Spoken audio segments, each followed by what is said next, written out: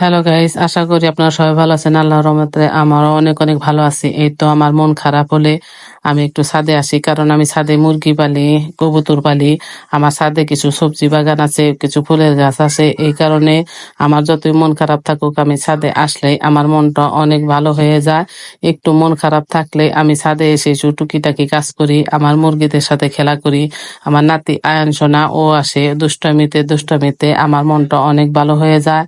আমার এই ভিডিওটি যাদের ভালো লাগে, তারা যারা ভিডিওটিতে ভালোবেসে লাইক কমেন্ট শেয়ার করেন, তাদের জন্য অনেক অনেক শুভেচ্ছা। আমার ভিডিওর জন্য দোয়া রাখবেন, আমরাও আপনাদের জন্য দোয়া করব।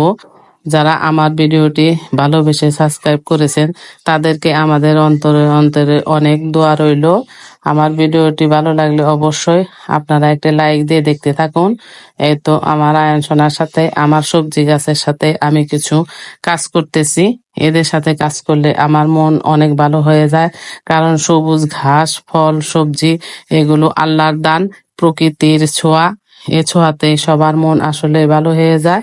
এই দোয়া আপনাদের সাথে শেষ করলাম। আল্লাহ হাফেজ।